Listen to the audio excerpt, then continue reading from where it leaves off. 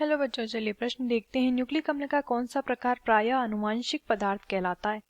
आइए जान लेते हैं हमारे प्रश्न की मुख्य अवधारणा।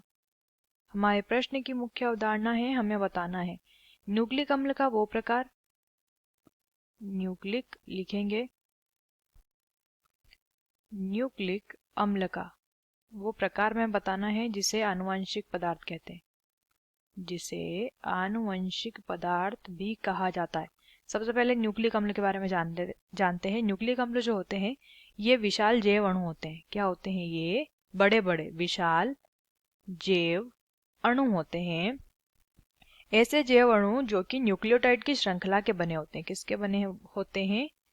न्यूक्लियोटाइड की जो श्रृंखला होती है उस श्रृंखला से निर्मित होते हैं।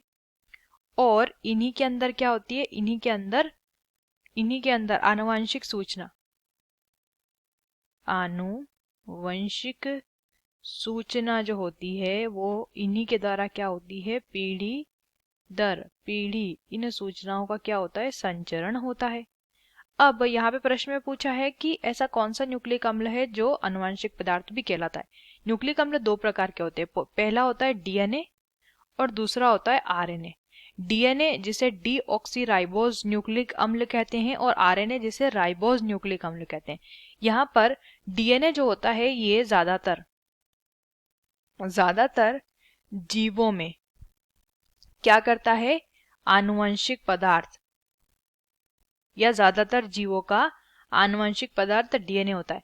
और कुछ निम्न वर्ग के जो जीव होते हैं, कुछ निम्न वर्ग के जीव जैसे कि